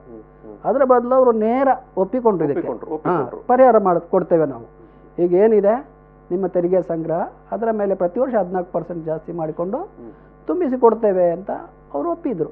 ಈಗ ಅಂದ್ರೆ ಅಲ್ಲಲ್ಲ, ಓಕೆ, ಅದು ನೀವು ಹೇಳಿದಾಗೆ ಅದು ಯಾವ ಧೈರ್ಯದಲ್ಲಿ ಒಪ್ಪಿಕೊಂಡ್ರು, ಮತ್ತೆ ಅದು ಏನಂತ ಅನಿವಾರ್ಯತೆ ಅಲ್ಲ, ಅದಂದ್ರೆ ಅದೇ ನಾನು ಹೇಳ್ತಾರೋ ಮೋಸ್ಟ್ ಅನ್ಸೈಂಟಿಫಿಕ್ ಅಂತೇಳಿ, ಇದು ಅವೈಜ್ಞಾನಿಕ. ಯಾಕೆ ಅಂತ ಹೇಳಿದ್ರೆ, ನೀವು ಈಗ ನೋಡಿ, ಅವರಿಗೆ ಒಂದು ಮುಂದಾಲೋಚನೆ ಇದ್ದರೆ ಅದನ್ನು ಒಂದು ವೇಳೆ ಈ ಪರಿಹಾರ ಕೊಡೋದನ್ನು ಅವರು ರಾಜ್ಯದ ದೇಶದ ಆರ್ಥಿಕ ಪ್ರಗತಿಯೊಟ್ಟಿಗೆ ಸಂಬಂಧ ಇಟ್ಟುಕೊಳ್ತಿದ್ರೆ ಅದು ಎಷ್ಟು ಆಗ್ತದೆ ಅಷ್ಟು ಟ್ಯಾಕ್ಸ್ ಕಲೆಕ್ಷನ್ ಆಗ್ತದೆ, ಅಷ್ಟು ಕೊಡ್ತೇವೆ. ಸೊ ಅದಕ್ಕೆ ರಿಲೇಟ್ ಮಾಡದೆ ಅದನ್ನು ಸಪ್ರೇಟ್ ಪ್ರತ್ಯೇಕ ಇಟ್ಟು ಇವರು ಈ ಷರತ್ತಿಗೆ ಒಪ್ಪಿಕೊಂಡ್ರು ಅವರು. ಸೊ ಒಪ್ಪಿಕೊಂಡದ್ದಕ್ಕೆ ಮಾತ್ರ ಅಲ್ಲ, ಅದು G S T compensation act ಅಂತಲೇ ಸಪರೇಟ್ ಇದೆ 2017. ಸೊ ಅದರ ಪ್ರಕಾರ ಕೇಂದ್ರ ಸರ್ಕಾರ ಪರಿಹಾರ ಕೊಡಬೇಕು ಅಂತಲೇ ಇದೆ ಅದರ ಪ್ರಕಾರ. ಸೊ ಒಂದು ವೇಳೆ ಕೊಡದಿದ್ದರೆ ಏನಾಗ್ತದೆ ಅಂತ ಅದರಲ್ಲಿಲ್ಲ, ಅರ್ಥ ಆಯ್ತಾ? ನೆಕ್ಸ್ಟ್ ಇಲ್ಲ, ಕೊಡದಿದ್ದರೆ ಏನಾಗ್ತದೆ, ಇವರು ಕೋರ್ಟಿಗೆಲ್ಲ ಹೋಗ್ಬೋದು. ಕೋರ್ಟಿಗೆ ಕೊಟ್ಟರೆ ಆ ಕಾಯ್ದೆಯಲ್ಲಿ ಕೊಡಬೇಕು ಅಂತಿದೆ, ಕೊಡದಿದ್ದರೆ ಏನು ಅಂತ ಇಲ್ಲ ಅದರಲ್ಲಿ, ಆ ಪ್ರಶ್ನೆ ಇದೆ ಅದಕ್ಕೆ. ಸೊ ಹಾಗಾಗಿ ಇದೊಂದು ಅಡಕತ್ತರಿಯಲ್ಲಿ ಸಿಕ್ಕಾಕಿಕೊಂಡ ಪ್ರಸಂಗ. ಅಂದರೆ ಕೇಂದ್ರ ಸರ್ಕಾರಕ್ಕೆ ಅದರ ಒಂದು ಲೆಜಿಟಮೇಸಿ ಅಂದರೆ ಒಂದು ಮಾತು ಭರವಸೆ ಕೊಟ್ಟು ಈಗ ಕಾರ್ಯರೂಪಕ್ಕೆ ತರುವುದಿಲ್ಲ ಅಂತ ಹೇಳಿದ್ರೆ ಒಂದು ಕೇಂದ್ರ ಸರ್ಕಾರ ಅಲ್ವಾ ಅದು. ಅದು ಮೇಲ್ನೋಟಕ್ಕೆ ಇವತ್ತೇನೋ ನಡಿಬಹುದು, ಅದರಲ್ಲಿ ಮೆಜಾರಿಟಿ ಇದೆ, ಎಲ್ಲ ಇದೆ. ಅದೊಂದು ಲಾಂಗ್ ಟರ್ಮಲ್ಲಿ ನೀವು ಆಲೋಚನೆ ಮಾಡಿದ್ರೆ ಒಂದು ಕೇಂದ್ರ ಸರ್ಕಾರ ಇಂಥ ಒಂದು ಕಾಯ್ದೆ ಇಟ್ಟುಕೊಂಡು ಕೊಡುದಿಲ್ಲ, ನನಗೆ ಆಗುದಿಲ್ಲ. ಅದೇ ಪ್ರಶ್ನೆ ನಾವು ಅದೇ ಆಗ ಮತ ಎತ್ತಿದ್ದು ಕೂಡ. ಓಕೆ, ಈಗ ಇಂಥ ಸಂದರ್ಭದಲ್ಲಿ ನಿನ್ನೆಗ ಡಿಸಿಷನ್ ತಗೊಂಡಿದ್ದಾರೆ ನಾವು ಕೊಡೋದಿಲ್ಲ ಅಂತ, ಈ ನಿಲುವನ್ನು ಯಾವ ರೀತಿ ಸ್ವೀಕರಿಸುವುದು ಅಂತ? ಅಲ್ಲ, ಒಂದು ನೋಡಿ ಅವರ ಡಿಸಿಷನ್ನ ಹಿಂದೆ ಅವ್ರು ಏನು ಹೇಳ್ತಾ ಇದ್ದಾರೆ ಅಂತ ಹೇಳಿದ್ರೆ, ಈಗ 2017, 18, 19, 19, 20 2 ವರ್ಷ 17, 18, 18, 19 ಕೊಟ್ಟಿದ್ದಾರೆ ಅವರು. ಈಗ 19, 20ರಲ್ಲಿ ಕಡೆಗೆ ಡಿಸೆಂಬರ್, ಜನವರಿಗೆ ಆದ್ರೆ ಸಮಸ್ಯೆ ಆಯ್ತು. ಈಗ ಏಪ್ರಿಲ್, ಮೇ, ಜೂನ್, ಜುಲೈ ಇಷ್ಟು ತಿಂಗಳದು ಬಾಕಿ ಬರಬೇಕು. ಏಪ್ರಿಲ್ ತಿಂಗಳಲ್ಲಿ 4,960 ಕೋಟಿ, ಆಮೇಲೆ ಮೇ ತಿಂಗಳಲ್ಲಿ 3,787 ಕೋಟಿ, ಆಮೇಲೆ ಜೂನ್ ಜುಲೈದು 5,017 ಕೋಟಿ, ಅಂದ್ರೆ ಒಟ್ಟು 13,674 ಕೋಟಿ ಕರ್ನಾಟಕಕ್ಕೆ ಬರಬೇಕಾದಂತ GST ಪರಿಹಾರ. ಕರ್ನಾಟಕ ಅಂದರೆ ಅವ್ರಿಗೆ ಏನು ಮಾತಾಡ್ತಾರೆ ಅಂದರೆ ಎಲ್ಲ ರಾಜ್ಯಕ್ಕೂ ಸೇರಿಸಿದ್ರೆ ಅವ್ರ ಕಾಲೀಗ ಈ 3 ತಿಂಗಳಲ್ಲ, ಇಡೀ ಫಿನಾನ್ಷಿಯಲ್ ಇಯರ್ದು ಲೆಕ್ಕ ಹಾಕಿ 3 ಲಕ್ಷ ಕೋಟಿ GST ಪರಿಹಾರ ಕೊಡಬೇಕಾಗ್ತದೆ ನಾವು. ಸೊ 3 ಲಕ್ಷ ಕೋಟಿಯಲ್ಲಿ ಅವ್ರು ಏನು ಹೇಳ್ತಾರೆ ಅಂತ ಹೇಳಿದ್ರೆ, ಈ GST ಪರಿಹಾರ ಕೊಡ್ಲಿಕ್ಕೆ ಅವರೊಂದು ಸಪರೇಟ್ ಸೆಸ್ ಇದೆ, ಅದು ಆ್ಯಕ್ಟಲ್ಲಿ ಇದೆ. ಅದು ಯಾವುದ್ರ ಮೇಲೆ ಅಂತ ಹೇಳಿದ್ರೆ, ಈ ನಮ್ಮ ಸಿನ್ ಆ್ಯಂಡ್ ಲಕ್ಸುರಿ ಗೂಡ್ಸ್ ಮೇಲೆ ಹಾಕುವಂಥದ್ದು. ಸಿನ್ ಅಂತ ಹೇಳಿದ್ರೆ ಈ ಟೊಬ್ಯಾಕೋ, ಸಿಗರೇಟು, ಅಂದರೆ ಆರೋಗ್ಯಕ್ಕೆ ಹಾನಿ ಮಾಡುವಂಥ ಗೂಡ್ಸ್ ಯಾವುದಿದೆ ಅದರ ಸೇವನೆ ಮೇಲೆ ಹಾಕುವಂಥ ಟ್ಯಾಕ್ಸ್ಗಳು. ಆ ಸೆಸ್ ಪರ್ಟಿಕ್ಯುಲರ್ಲಿ ಇರುವಂಥದ್ದು ಈ ಪರಿಹಾರ ಕೊಡ್ಲಿಕ್ಕೋಸ್ಕರನೇ, GST ಪರಿಹಾರ ಕೊಡುವ ಸಲುವಾಗಿಯೇ ಇರುವಂಥದ್ದು ಅದು. ಅದರಲ್ಲಿ ಅವರ ಲೆಕ್ಕಾಚಾರ ಪ್ರಕಾರ ಈ ಸರಿ ಒಂದು 65,000 ಕೋಟಿ ಸಂಗ್ರಹ ಆಗ್ಬೋದು. ಬಟ್ ಒಟ್ಟು GST ಪರಿಹಾರ ಕೊಡಬೇಕಾದ್ದು 3 ಲಕ್ಷ ಕೋಟಿ. ಅದರಲ್ಲಿ ಅದು ಬರೋದು 65,000 ಕೋಟಿ ಮಾತ್ರ, ಅಂದ್ರೆ 2,35,000 ಕೋಟಿ ಬಾಕಿ ಆಗ್ತದೆ. ಅದರಲ್ಲಿ ಸೆಂಟ್ರಲ್ನ ಆರ್ಗ್ಯುಮೆಂಟ್ ಏನು ಅಂತ ಹೇಳಿದ್ರೆ, 2,35,000 ಕೋಟಿಯಲ್ಲಿ ಆಕ್ಚುಲಿ GST ಕಾಂಪನ್ಸೇಷನ್ ಗ್ಯಾಪ್ ಏನು ಅಂತ ಹೇಳಿದ್ರೆ ಕೇವಲ 97,000 ಕೋಟಿ. 1,38,000 ಕೋಟಿ ಇದೆ ಅಲ್ಲ, ಅದು ಈ ಪೆಂಡಮಿಕ್ ಇಂದಾಗಿ, ಅಂದ್ರೆ ಈ ಕೊರೋನಾ ಸಮಸ್ಯೆಯಿಂದ ಸೃಷ್ಟಿಯಾದ್ದು. ಅದಕ್ಕೆ ಕೇಂದ್ರ ಸರ್ಕಾರ ಏನು ಜವಾಬ್ದಾರಲ್ಲ, ಅದು that is will of god ಅಂತ ಹೇಳ್ತಾರೆ, ಆಕ್ಟ್ ಆಫ್ ಗಾಡ್ ಅಂತ ಹೇಳುದು. ನಾವು ಏನ್ ಮಾಡ್ಲಿಕ್ಕೆ ಆಗ್ತದೆ ನಾವು, ಈಗ ಆಗಿದೆ ಅದು ಅದರಿಂದ ಅದು. ಬಟ್ ಆಕ್ಚುಲಿ ನಮ್ದು ಅಂತ ಇರೋದು ಬ್ಯಾಲೆನ್ಸ್ ಏನು ಅಂತ ಹೇಳಿದ್ರೆ 97,000 ಕೋಟಿ. ಕೇಂದ್ರ ಸರ್ಕಾರ ಬೇರೆ ಎಲ್ಲಿಂದಲೋ ತನ್ನ ಸಂಪನ್ಮೂಲದಿಂದ ಜೋಡಿಸಿಕೊಂಡು ವ್ಯವಸ್ಥೆ ಮಾಡ್ಲಿಕ್ಕೆ ಆಗುದಿಲ್ಲ ಅಲ್ಲ, ಅದನ್ನೇ ನಾನು ಹೇಳ್ತಾ ಇರೋದು. ಒಂದು ಸರ್ಕಾರ ಆಗಲಿ, ಮನುಷ್ಯ ಆಗಲಿ, ಒಂದು ಸಂಸ್ಥೆ ಆಗಲಿ, ಅದರ ಒಂದು ನಾನು ಹೇಳಿದಲ್ಲ ಲೆಜಿಟಮೆಸಿ ಅಂದರೆ ಇರುವುದು ಯಾವಾಗ ಅಂತ ಹೇಳಿದರೆ, ಅದು ಹೇಳಿದಾಗೆ ನಡ್ಕೊಂಡಾಗ ಒಂದು ನೈತಿಕತೆಯ ಪ್ರಶ್ನೆ ಬರ್ತದೆ ಅಲ್ಲಿ. ಸೊ ನೀವು ಈಗ ಇದು ಹೇಳಿ ಮಾತಲ್ಲ, ಇದು ಡಾಕ್ಯುಮೆಂಟೆಡ್, ಇದು ಕಾಯ್ದೆ ಆಗಿದೆ ಇದು. ಸೊ ಇಂಥ ಕಾಯ್ದೆಯಲ್ಲಿ ಇರುವುದನ್ನು ನೀವು ಆಕ್ಟ್ ಆಫ್ ಗಾಡ್ ಅಂತೇಳಿ ಪಾಲನೆ ಮಾಡೋದಿಲ್ಲ ಅಂತ ಹೇಳಿದ್ರೆ ಒಂದು ಕೇಂದ್ರ ಸರ್ಕಾರದ ಲೆಜಿಟಮೆಸಿಯ ಪ್ರಶ್ನೆ ಬರ್ತದೆ. ಇನ್ನು ಮುಂದೆ ಯಾವುದನ್ನು ನಂಬುವುದು? ಇವ್ರು ಹೀಗಾದ್ರೆ ಸಮಸ್ಯೆ ಆದ್ರೆ ಮತ್ತೆ ಬೇರೆದಕ್ಕೂ ಕೈ ಎತ್ತಿದ್ರೆ ಹೇಗೆ ಅಲ್ವಾ? ಪ್ರಶ್ನೆ ಬರ್ಬೋದು ಸ್ವಾಭಾವಿಕವಾಗಿ ಎಲ್ಲ ರಾಜ್ಯಗಳಿಗೂ. ಈ ಯಾವುದೇ ಇನ್ನು ಸೂಚನೆ ಅಥವಾ ಹೊಸತೊಂದು ಕಾಯ್ದೆ ಮಾಡುತ್ತದೆ ಅನ್ನೋ ಸಂದರ್ಭದಲ್ಲೆಲ್ಲ ಬಹುಶಃ ನಮ್ಮನ್ನು ಇಂತಹ ಒಂದು ಕಷ್ಟ ಕಾಲದಲ್ಲಿ ಕೈ ಬಿಟ್ಟು ಬಿಟ್ರೆ ಅಂತ. ಹೌದು, ಅದರ ಹಿಂದೆ ನಾನು ಹೇಳಿದಲ್ಲ ಆಗ್ಲೂ ಕೇಂದ್ರ ಸರ್ಕಾರ ಈ GST ತರುವ ತರಾತುರಿಯಲ್ಲಿ ಈ ಷರತ್ತಿಗೆ ಒಪ್ಪಿದ್ದಲ್ಲ, ಅದು ದೊಡ್ಡ ಬ್ಲಂಡರ್ ನನ್ನ ಪ್ರಕಾರ. ಅಂದ್ರೆ ಆರ್ಥಿಕ ರಾಜ್ಯಗಳು ವಿಧಿಸಿದಂತ ಅಂದ್ರೆ ನೀವು ಅಂದ್ರೆ ಕಾಂಪನ್ಸೇಷನ್ ಕೊಡುದಿದ್ದಲ್ಲ, ಕಾಂಪನ್ಸೇಷನ್ ಮೊತ್ತವನ್ನು ನಮ್ಮ ಟೋಟಲ್ ಎಕನಾಮಿಕ್ ಡೆವಲಪ್ಮೆಂಟ್ ಒಟ್ಟಿಗೆ ರಿಲೇಟ್ ಮಾಡದೆ ನಿರ್ಧಾರ ಮಾಡೋದು ಎಷ್ಟು ಕೊಡ್ತೇವೆ ಅಂತೇಳಿ. ಅದು ಇಸ್ ಎ ಗ್ರೇಟ್ ಮಿಸ್ಟೇಕ್. ಅದು ಅಲ್ಲಿಂದ ಒಮ್ಮೆ ಟ್ರ್ಯಾಕ್ ತಪ್ಪಿ ಈಗ ಅವರಿಗೆ ಅರ್ಥ ಆಗಿರ್ಬೋದು, ಈಗ ಎಕನಾಮಿಕ್ ಡೆವಲಪ್ಮೆಂಟ್ ಇಲ್ಲಲ್ಲ, ಆಲ್ಮೋಸ್ಟ್ ಆಲ್ ಮಾರ್ಚ್ 24ಕ್ಕೆ ಲಾಕ್ಡೌನ್ ಆಗಿದೆ. ಅದು ಬೇರೆ ಬೇರೆ ಹಂತದ್ದು 3-4 ಹಂತ ಹೋಗುವಾಗ ಮೇ 30 ತನಕ, ಅಂದರೆ ಆಲ್ಮೋಸ್ಟ್ 9 ಸ್ಟ್ರೈಟ್ ವೀಕ್ಸ್, 9 ವಾರಗಳು ಇಡೀ ದೇಶ ಮುಚ್ಚಿದೆ. ಈ ಮುಚ್ಚುವಾಗ ಏನು ನಡೆದಿದೆ? ಎಸೆನ್ಷಿಯಲ್ ಗುಡ್ಸ್ ಸ್ವಲ್ಪ ಸಪ್ಲೈ ಅದು ಬಿಟ್ಟರೆ ಬೇರೆ ಏನು ನಡೆದೇ ಇಲ್ಲಲ್ಲ. ಎಲ್ಲಿಂದ ತೆರಿಗೆ ಬರ್ತದೆ? ಯಾರಿಗಾದ್ರು, ರಾಜ್ಯ ಆಗಲಿ ಕೇಂದ್ರ, ಏನಿಲ್ಲ, ಎಲ್ಲ ನಿಂತು ಹೋಗಿದೆ. ಗೂಡ್ಸ್ ಸರ್ವಿಸ್ ಎಲ್ಲ ನಿಂತು ಹೋಗಿದೆ. ತೆರಿಗೆ ಸಂಗ್ರಹ ಸಾಧ್ಯನೇ ಆಗಿಲ್ಲ. ಈಗ ಕೇಂದ್ರ ಸರ್ಕಾರ ಎಲ್ಲಿಂದ ಕೊಡಲಿಕ್ಕೆ ಸಾಧ್ಯನೇ ಇಲ್ಲ. ಈಗ ಪ್ರಶ್ನೆ ಏನಿದೆ ಅಂತ ಹೇಳಿದರೆ, ಈಗ ಅದನ್ನೇ ಹೇಳ್ತಾ ಇರೋದು. ಈಗ ವಿರೋಧ ಪಕ್ಷದವರು ಏನು ಹೇಳ್ತಾ ಇದ್ದಾರೆ, ಈಗ ಅವ್ರು ಏನು ಹೇಳಿದ್ರು, 2 ಪರಿಹಾರ ಕೊಟ್ಟಿದ್ದಾರೆ ಇವರಿಗೆ. ಒಂದು ಪರಿಹಾರ ಏನು ಪರಿಹಾರ ಸೂಚನೆ ಮಾಡಿದ್ದಾರೆ. ಹೌದು, RBI ಇಂದ ಸಾಲ ತಗೊಳ್ಳಿ, ಲೋನ್ ಮಾಡಿ ಅದಕ್ಕೊಂದು ರೀಸನೇಬಲ್ ಇಂಟ್ರೆಸ್ಟಿಗೆ ಲೋನ್ ಕೊಡುವ ವ್ಯವಸ್ಥೆ ನಾವು ಫೆಸಿಲಿಟೇಟ್ ಮಾಡ್ತೇವೆ ಅಂತ ಹೇಳಿದ್ದಾರೆ. ಅದು ಏನು ಮಾಡಿದ್ರು ಸಾಲನೇ ಅದು ರಾಜ್ಯದ ಹೊರೆ. ಅದೊಂದು 5 ವರ್ಷ ನಂತರ ಕಟ್ಟಲಿಕ್ಕೆ ಹೇಳ್ತಾರೆ. ರಾಜ್ಯದ ಹೊರೆ ಅಲ್ಲ, ಅಲ್ಟಿಮೇಟ್ ಜನರ ಮೇಲೆ ಹೊರೆ. ಅದು ರಾಜ್ಯನ ಇವ್ರ ಮಂತ್ರಿಗಳೇನು ಹೊರೋದಿಲ್ಲ, ಅದು ನಮ್ಮ ಮೇಲೆಲ್ಲ ಬೀಳ್ತದೆ ಅದು ಈ ತೆರಿಗೆ ಹೊರೆ. ಈಗ ಮುಂದಿನ ಪ್ರಶ್ನೆ ಏನು ಅಂತ ಹೇಳಿದರೆ, ಈಗ ಇದನ್ನು ಮುಂದಿನ ಪ್ರಶ್ನೆ ನಾವು ಚರ್ಚೆ ಮಾಡುವ. ಅಟ್ ದ ಮೊಮೆಂಟ್ ಇದೊಂದು ರಾಜ್ಯಗಳು ಇದೊಂದು ಶಾಕ್ ಅಥವಾ ಯಾವ ರೀತಿ ಇದನ್ನು ಈ ಒಂದು ಚಾಟಿಯಲ್ಲಿ ಬೀಸಿದನ್ನು ಸಹಿಸಿಕೊಳ್ಳುವುದು ಅಂದರೆ ಅದೊಂದು ಬರೀ ಎಕನಾಮಿಕಲ್ ಸ್ಟ್ಯಾಂಡಲ್ಲಿ ಅದನ್ನು ವಿಶ್ಲೇಷಣೆ ಮಾಡಲಿಕ್ಕಾಗತ್ತಾ? ರಾಜಕೀಯ ನೆಲೆಯಲ್ಲಿ ವಿಶ್ಲೇಷಣೆ ಮಾಡೋದಾ?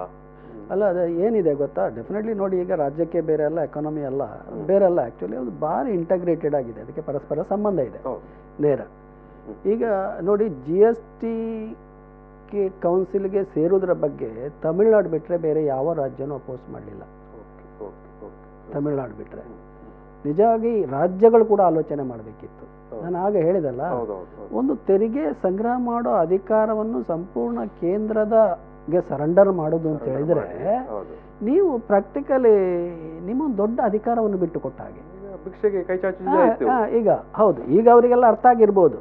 ಈಗ ಯಾರಿಗೆ ಖಾಲಿ ವಿರೋಧ ಪಕ್ಷದ ರಾಜ್ಯಗಳಿಗೆ ಮಾತ್ರ ಅಲ್ಲ, BJPಯರ ಅವರು ಆಡಳಿತ ಪಕ್ಷದ ರಾಜ್ಯಗಳಿಗೂ ಅರ್ಥ ಆಗಿರ್ಬೋದು ಮುಖ್ಯಮಂತ್ರಿ. ಯಾಕೆ ಅವ್ರು ರಾಜ್ಯ ನಡೆಸಬೇಕಲ್ವ, ಅದಕ್ಕೆ ಸಂಪನ್ಮೂಲ ಇಲ್ಲ. ಎಲ್ಲಿ ಇದೇ ಯಾವುದೇ ಕಲಾಮಿಟಿ ಬಂದರೆ, ಇವತ್ತು ಕೊರೋನಾ ವೈರಸ್ ಪ್ಯಾಂಡಮಿಕ್ ಬಂದಿದೆ, ಹಾಗಾಗಿ ತೆರಿಗೆ ಸಂಗ್ರಹ ಇಲ್ಲ ಅಂತೇಳಿ. ಒಂದು ವೇಳೆ ಈ GST ಸಿಸ್ಟಮ್ ಇಲ್ಲದಿದ್ದರೆ ಪ್ರತಿ ರಾಜ್ಯಗಳು ಕೂಡ ಬೇರೆ ಬೇರೆ ದಾರಿ ಹುಡುಕುವ ಸಾಧ್ಯತೆ ಇತ್ತು. ಅವರದೇ ಆದ ಸ್ಥಳೀಯ ಹೌದು ಸಂಪನ್ಮೂಲ ಒಂದು ಒಟ್ಟು ಸೇರಿಸುವ ಸಾಧ್ಯತೆ ಇತ್ತು.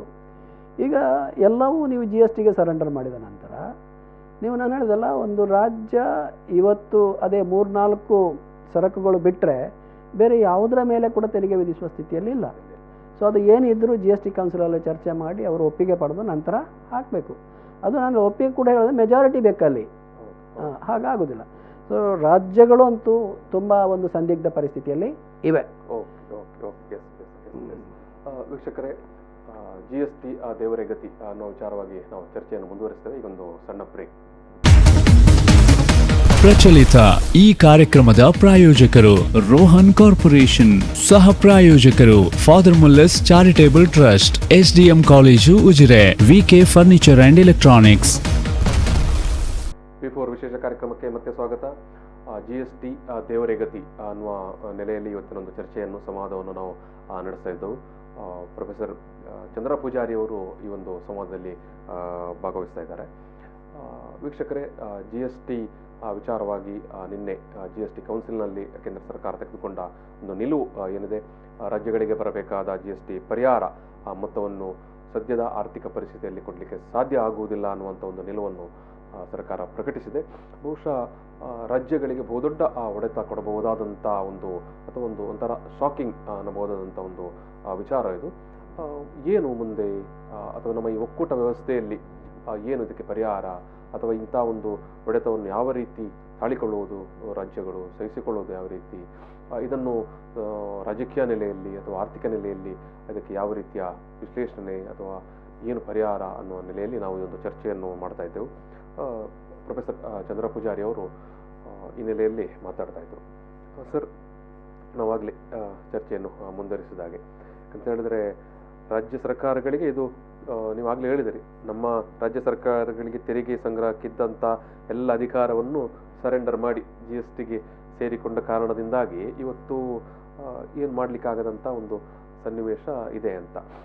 ಯಾವ ರೀತಿಯ ಒಂದು ಇದು ಹೊಸ ಬಿಕ್ಕಟ್ಟನ್ನು ಸೃಷ್ಟಿಸಬಹುದು ಅಥವಾ ಪರಿಹಾರೋಪಾಯಗಳ ಬಗ್ಗೆ, ಯಾಕಂತ ಹೇಳಿದ್ರೆ ಪರಿಹಾರೋಪಾಯಗಳ ಬಗ್ಗೆ ನಾವು ಮಾತಾಡೋದಾದರೆ, ನಿನ್ನೆನೆ GST ಕೌನ್ಸಿಲ್ನಲ್ಲೇ ಅವರೊಂದೆರಡು ಪರಿಹಾರ ಸೂತ್ರಗಳನ್ನು ತೋರಿಸಿದ್ದಾರೆ. ನಿಮಗೆ ನಾವು ಏನು ಪರಿಹಾರದ ಮೊತ್ತ ಕೊಡಲಿಕ್ಕೆ ಆಗದಿದ್ದರೂ ಕೂಡ ನಾವು ಲೋನ್ ಫ್ರಮ್ ಇದು RBI ಇಂದ ಕೊಡ್ತೇವೆ ಅಂತ. ಇದಕ್ಕೆ ಏನು ಹೇಳ್ತೀರಿ ಸರ್? ಯಾವ ರೀತಿ?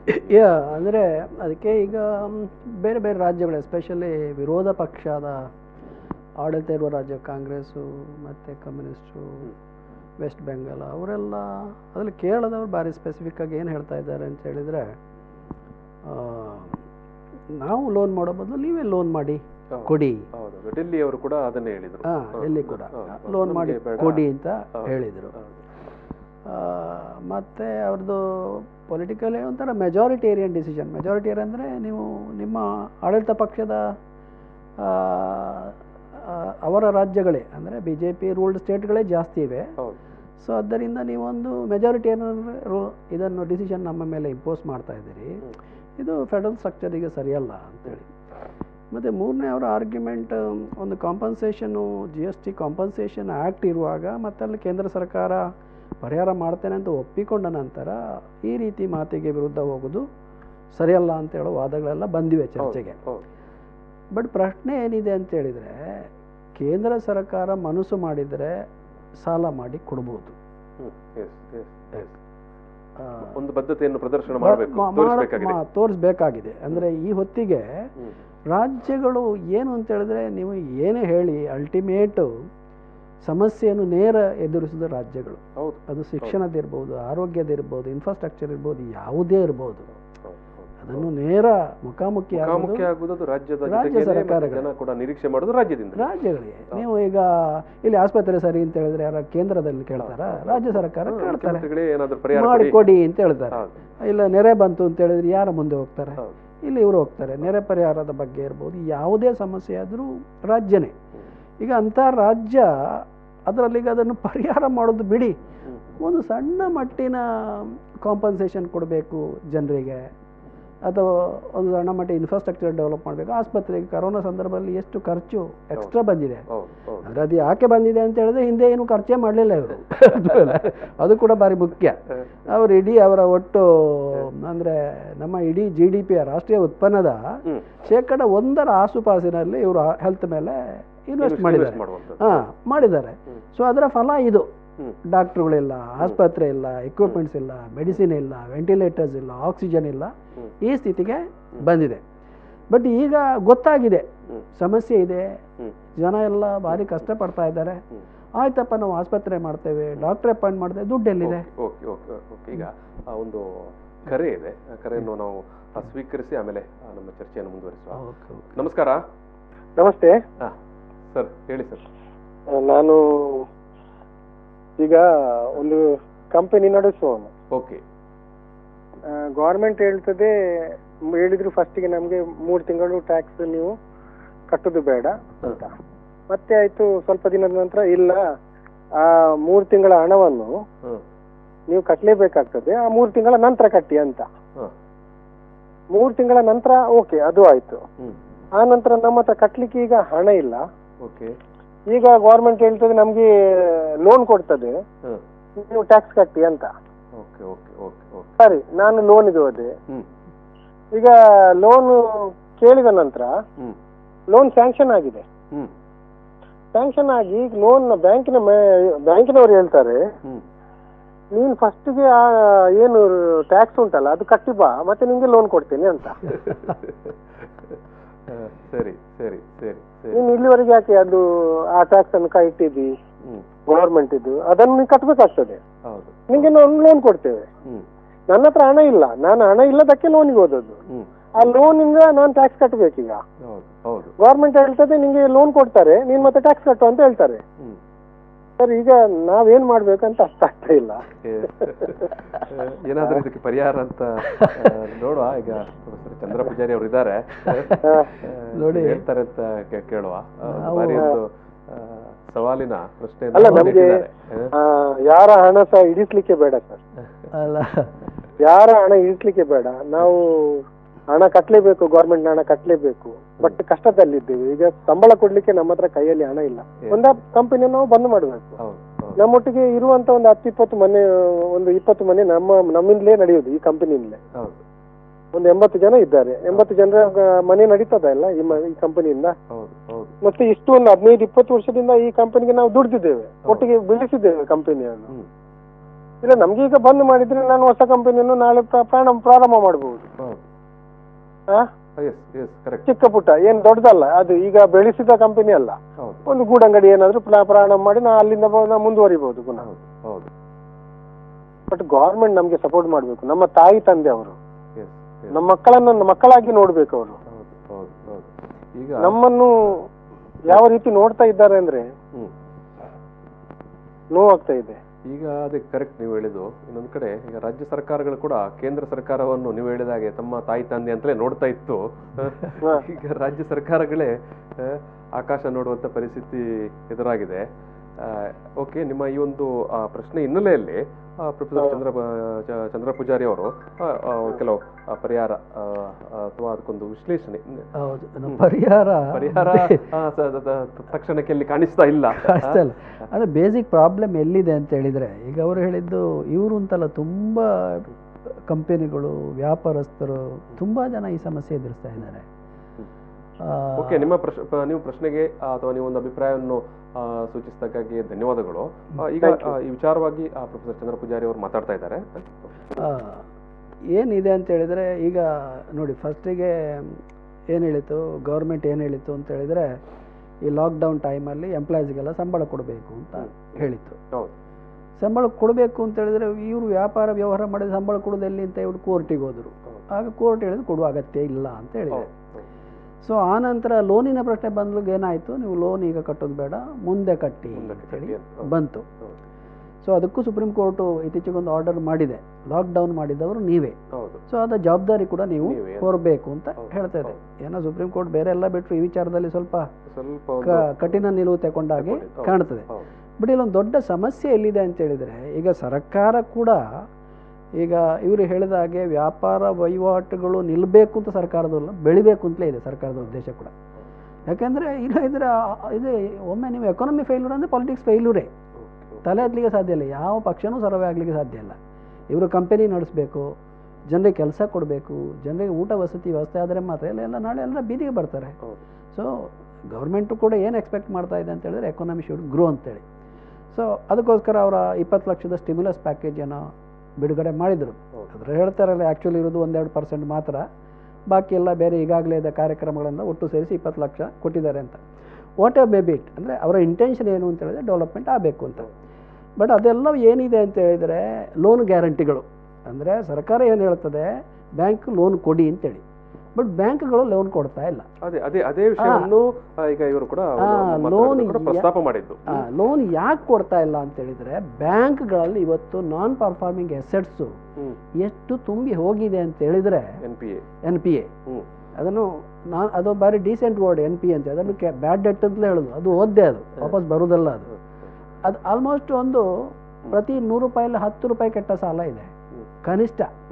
ಈಗ ನಾವೆಲ್ಲ ಒಂದು 10 ಜನ ಬ್ಯಾಂಕಲ್ಲಿ 100 ರೂಪಾಯಿ ಇಟ್ಟರೆ, ನಾಳೆಲ್ಲ ನಾವು ಒಮ್ಮೆಲೆ ಹೋಗಿ 100 ರೂಪಾಯಿ ಕೊಡಿ ಅಂತ ಹೇಳಿದ್ರೆ ಬ್ಯಾಂಕ್ ಕೊಡೋ ಸ್ಥಿತಿಯಲ್ಲಿ ಇಲ್ಲ, ಈಗ ಅಂತ ಸ್ಥಿತಿಯಲ್ಲಿ ಇದೆ.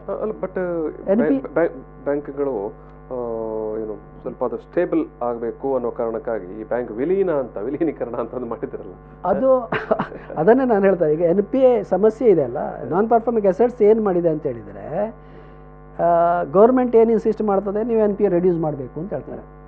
ಅಂದರೆ ಈ ಲೋನ್ ಯಾಕೆ ಕೊಡ್ತಾ ಇಲ್ಲ ಬ್ಯಾಂಕ್ಗಳು ಅಂತ ಹೇಳಿದ್ರೆ, ಸೊ ಬ್ಯಾಂಕ್ಗಳ ಮೇಲೆ ಸಿಕ್ಕಾಬಟ್ಟೆ ಪ್ರೆಸರ್ ಇದೆ, NPA ಜಾಸ್ತಿ ಆಗಬಾರ್ದು ಅಂತ. ಈ ಕಡೆ ಲೋನ್ ಕೊಡಿ ಅಂತ ಹೇಳ್ತಾರೆ. ಈಗ ಇವ್ರು ಏನು ಮಾಡ್ತಾರೆ, ಲೋನ್ ಕೊಡೋದು ಹೇಗೆ, ಬ್ಯಾಂಕ್ಗಳು ಕೊಡೋದು ಅತಂತ್ರ ಸ್ಥಿತಿಯಲ್ಲಿ ಇವೆ, ಕೊಡೋದಾ ಬೇಡವಾ? ಯಾಕಂದರೆ ಇಡೀ ಎಕಾನಮಿಯೇ ಇಂಥ ಲಾಕ್ಡೌನ್ ಆಗಿ ಭಾರಿ ಕೆಟ್ಟ ಸ್ಥಿತಿಯಲ್ಲಿದೆ. ಯಾರಿಗೆ ಕೊಟ್ಟರೆ ಅದು ಪುನಃ ಅವರು ತಲೆ ಎತ್ತಾರೆ, ಪುನಃ ಕಟ್ತಾರೆ ಬಿಟ್ಟು ಅಂತ ಹೇಳುವ ಗೊಂದಲದಲ್ಲಿ ಅವರು ಇದ್ದಾರೆ. ಇಟ್ಸ್ ಎ ವೆರಿ ಕ್ರಿಟಿಕಲ್ ಕಂಡೀಷನಲ್ಲಿದೆ. ಹಾಗಾಗಿ ಈ ಸರ್ಕಾರದ ಧೋರಣೆ ಲೋನ್ ಕೊಡಬೇಕು ಅಂತ ಹೇಳ್ತದೆ, ಬಟ್ ಬ್ಯಾಂಕ್ಗಳು ಲೋನ್ ಸರಿಯಾಗಿ ಕೊಡ್ತಾ ಇಲ್ಲ ಸರ್ಕಾರ ಎಕ್ಸ್ಪೆಕ್ಟ್ ಮಾಡಿದ ರೀತಿಯಲ್ಲಿ. ಅದನ್ನು ಹೇಗೆ ಕೊಡಿಸಬೇಕು ಅಂತ ಸರ್ಕಾರನೇ ತೀರ್ಮಾನ ಮಾಡಬೇಕು. ಬಟ್ ಅನ್ಲೆಸ್ ಲೋನ್ ಸಿಗದಿದ್ದರೆ ಎಕಾನಮಿ ಖಂಡಿತ ಪಿಕಪ್ ಆಗುತ್ತೆ. ಎಕಾನಮಿ ಪಿಕಪ್ ಆಗೋದಿಲ್ಲ. ಮತ್ತೆ ಅದೇ ಈಗ ಎಕ್ಸಿಸ್ಟಿಂಗ್ ಕಂಪನಿಗಳು ಕೂಡ ಒಂದು ಏನು ಯಥಾ ಪ್ರಕಾರದ ಒಂದು ಟ್ರ್ಯಾಕ್ಗೆ ಬರಬೇಕಂತ ಹೇಳೋದಾದ್ರೂ ಕೂಡ ಅಥವಾ ಅದನ್ನು ನಿರೀಕ್ಷೆ ಮಾಡೋದು ಕೂಡ ಕಷ್ಟವೇ ಅಲ್ವಾ? ಅಲ್ಲಲ್ಲ, ನಾನು ಹೇಳಿದಲ್ಲ ಸ್ಥಿತಿ ಎಷ್ಟು ಕೆಟ್ಟದಿದೆ ಈಗ ಅಂತ ಹೇಳಿದರೆ, ನಮ್ಮ GDP ಅಂದರೆ ಗ್ರಾಸ್ ಡೊಮೆಸ್ಟಿಕ್ ಪ್ರಾಡಕ್ಟ್ ಅಂದರೆ ರಾಷ್ಟ್ರೀಯ ಉತ್ಪನ್ನ, ಅದು ಆ್ಯಕ್ಚುಲಿ ನಮ್ಮ ಈ ಲಾಕ್ಡೌನ್ ಶುರುವಾಗೋ ಮೊದಲೇ GST ಮತ್ತು ಡಿಮಾನಿಟೈಸೇಷನಿಂದ ಪಾತಾಳ ಸೇರಿತ್ತು. ಸೊ ಅಲ್ಲಿಂದ ಒಟ್ಟು ಈ ಲಾಕ್ಡೌನು 7-8-9 ವಾರದ ಲಾಕ್ಡೌನಿಂದ ಅದು ಕಂಪ್ಲೀಟ್ ನೆಲಕ್ಕೆ ಹಚ್ಚಿದೆ. ಇನ್ನು 1-2% ಗ್ರೋತ್ ಬಿಡಿ, ಈಗ ಮೈನಸ್ ಆಗಿದ್ದರೆ ಸಾಕು ಅಂತ ಹೇಳೋ ಸ್ಥಿತಿಯಲ್ಲಿ ಇದೆ ಆರ್ಥಿಕ ಪ್ರಗತಿ. ಈಗ ಅದೇ ಇಲ್ಲಿ ಈ ಏನು GST ಪರಿಹಾರ ವಿಚಾರದಲ್ಲಿ ಅವರು ನಿನ್ನೆ GST ಕೌನ್ಸಿಲ್ನಲ್ಲಿ 2 ಆಯ್ಕೆಗಳನ್ನು ಕೊಟ್ಟಿದೆ. ಹೌದು, ಲೋನ್ ಕೊಡ್ತೇವೆ ಅಂತ ಯಾರು ರಾಜ್ಯಗಳಿಗೆ ವಿಶೇಷ ವ್ಯವಸ್ಥೆಯಡಿ RBIನಿಂದ 97,000 ಕೋಟಿ ಸಾಲ ಪಡೆಯಲು ಅವಕಾಶ, ಮತ್ತೆ ಇದರ ಬಡ್ಡಿದರ ನಿಗದಿಗೆ ಕೇಂದ್ರ ಸರ್ಕಾರ ಕೇಂದ್ರ ಸರ್ಕಾರ ಹೌದು ಸಹಕರಿಸಲಿದೆ. 2022 ಬಳಿಕ GST ಸೆಸ್ ಮೂಲಕ ಸಾಲದ ಮರುಪಾವತಿ ಮಾಡಬಹುದು ಅಂತ ಒಂದು ಇದರಲ್ಲಿ ಹೇಳ್ತಾರೆ, ಒಂದು ಆಪ್ಷನ್ ಅಲ್ಲಿ. ಮತ್ತೆ ಇನ್ನೊಂದರ ಕಡೆ ಹೇಳ್ತಾರೆ ಆಯ್ಕೆ 2ರಲ್ಲಿ ಇಡೀ 2.35 ಲಕ್ಷ ಕೋಟಿ ಸಾಲವನ್ನು ಸ್ಪೆಷಲ್ ವಿಂಡೋ ಅಡಿಯಲ್ಲಿ ಪಡೆಯುವುದು, ಇದರ ಮರುಪಾವತಿಗೂ GST ಸೆಸ್ ಸಂಗ್ರಹದ ಬಳಕೆ. ಯಾವ ಆಯ್ಕೆ ಬೇಕು ಅನ್ನೋದನ್ನು ತಿಳಿಸಲಿಕ್ಕೆ ನಿಮಗೆ 7 ದಿವಸದ ಟೈಮ್ ಕೊಡ್ತೇವೆ ಅಂತ ಇಲ್ಲಿ ಪರಿಹಾರ ಕೊಟ್ಟಿದ್ದಾರೆ. ಯಾಕಂದ್ರೆ ನಾನು ನಿಮ್ಮ ಹತ್ರ ಕೇಳಿದೆ ನಾನು ಏನು ಪರಿಹಾರ ಅಂತ. ಈ ಪರಿಹಾರ ಈ ವಿಚಾರದಲ್ಲಿ ಚರ್ಚೆ ನಡೆಯುವ ಸಂದರ್ಭದಲ್ಲಿ ಕರ್ನಾಟಕದಿಂದ ಭಾಗವಹಿಸಿದಂತ ನಮ್ಮ ಬೊಮ್ಮಾಯಿ ಅವರು ಸಚಿವರು ಅವರು ಮಾತಾಡಿದಲ್ಲಿ ಅವರು ಹೇಳ್ತಾರೆ, ತೆರಿಗೆ ಪರಿಹಾರಕ್ಕಾಗಿ ವಿಧಿಸುವ ಸೆಸ್ ಕೇಂದ್ರ ಸರ್ಕಾರದ ಪರಿಹಾರದ ಖಾತೆಗೆ ನೇರವಾಗಿ ಜಮಾ ಆಗ್ತಾ ಇದೆ. ಇದರಿಂದಾಗಿ ರಾಜ್ಯಗಳು ಸಾಲ ಪಡೆಯಲು ಕಷ್ಟ ಆಗ್ತದೆ. ಹಾಗಾಗಿ ಈ ಸಂಬಂಧದಲ್ಲಿ ಕೇಂದ್ರ ಸರ್ಕಾರ ಅಗತ್ಯ ಕ್ರಮ ಕೈಗೊಳ್ಳಬೇಕಾಗ್ತದೆ. ಅದಕ್ಕಾಗಿ ಕೇಂದ್ರ ಸರ್ಕಾರವೇ ಸಾಲ ಮಾಡಿ ಆದರೂ ರಾಜ್ಯಗಳಿಗೆ ಪರಿಹಾರ ನೀಡಬೇಕಂತ. ಅದು ಎಲ್ಲಾ ರಾಜ್ಯಗಳ ಧೋರಣೆ ಹೆಚ್ಚು ಕಡಿಮೆ ನಿಲುವು ಅದುವೇ ಇದೆ. ಕೆಲವರು ಹೇಳಿದ್ದಾರೆ, ಕೆಲವರು ಹೇಳಿಲ್ಲ ಅಂತೇಳಿ. ಯಾಕೆಂತ ಹೇಳಿದ್ರೆ ನೋಡಿ, ರಾಜ್ಯ ಸರ್ಕಾರಗೂ ಸಾಲ ಮಾಡಬೇಕು ಅಂತ ಹೇಳಿದ್ರೆ ಅದರ ಮೇಲೆ ಬಡ್ಡಿ ಇದ್ದೇ ಇದೆ. ಸಾಲದ ಮೇಲೆ ಎಷ್ಟು ಕಡಿಮೆ ಇರ್ಬೋದು, ಜಾಸ್ತಿ ಅದು ಬೇರೆ ಪ್ರಶ್ನೆ, ಬಟ್ ಬಡ್ಡಿ ಇದೆ. ಮತ್ತು ಅದನ್ನು ನೀವು ವಾಪಸ್ ಕಟ್ಟಬೇಕು. ಸೊ ಕೇಂದ್ರನೇ ಮಾಡಿ ಈಗ ಏನು ಕಲೆಕ್ಟ್ ಆಗ್ತದ ಆಗ ಅದನ್ನು ಅವರೇ ಇಟ್ಟುಕೊಳ್ಳುವುದು ಒಂದು ರೀತಿಯಲ್ಲಿ ಒಳ್ಳೆಯ ಕ್ರಮ. ಯಾಕಂತ ಹೇಳಿದರೆ ಅಲ್ಲಿ ಆ ಕೇಂದ್ರ ತನ್ನ ಮಾತಿಗೆ ಒಂದು ಬದ್ಧತೆಯನ್ನು ಉಳಿಸ್ಕೊಂಡಾಗೆ ಆಗ್ತದೆ. ಎರಡನೇದಾಗಿ ಸಂಕಷ್ಟ ಸಂದರ್ಭದಲ್ಲಿ ಯಾರಿಲ್ಲ ಇದ್ರೂ ಕೇಂದ್ರ ಸರ್ಕಾರ ನಿಮ್ಮ ಜೊತೆಗೆ ಇದೆ ಅಂತೇಳಿ ಹೇಳಿದಂತ ಆಗ್ತದೆ. ಸೊ ಹಾಗಾಗಿ ನನಗೆ ವೈಯಕ್ತಿಕವಾಗಿ ಅನಿಸ್ತಾ ಇರೋದು, ಮತ್ತು ಕೇಂದ್ರದ ವ್ಯಾಪ್ತಿಯಲ್ಲಿ ಇರುವಷ್ಟು ಅಂದರೆ ಸಾಲ ಮಾಡಲಿಕ್ಕೆ ಅಥವಾ ಸಂಪನ್ಮೂಲ ಸಂಗ್ರಹ ಮಾಡಲಿಕ್ಕೆ ಕೇಂದ್ರದ ವ್ಯಾಪ್ತಿಯಲ್ಲಿರುವಷ್ಟು ಅವಕಾಶಗಳು ರಾಜ್ಯದಲ್ಲಿ ಇಲ್ಲ. They want more opportunities to generate more revenues and to raise loans. So ನನ್ನ ಪ್ರಕಾರನೂ ಕೇಂದ್ರ ಅದನ್ನು ಸಾಲ ಮಾಡಿಯಾ ಬೇರೆ ಯಾವುದೋ ಮೂಲದಿಂದ ಇವರಿಗೆ ಭರಿಸುವ ಅಗತ್ಯ ಇದೆ, ಪ್ರದರ್ಶನ ಮಾಡುವ ಅಗತ್ಯ ಇದೆ, ಒಂದು ಸಹಾಯವನ್ನು. ಮತ್ತೆ ರಾಜ್ಯಗಳು ತುಂಬಾ ಕ್ರೈಸಿಸ್ ಅಲ್ಲಿವೆ ಈಗ. ಸಾಕಷ್ಟು ವಿಚಾರಗಳನ್ನು ನಾವು ಈ ಒಂದು ಸಂದರ್ಭದಲ್ಲಿ ಮಾತನಾಡಿದ್ದೇವೆ.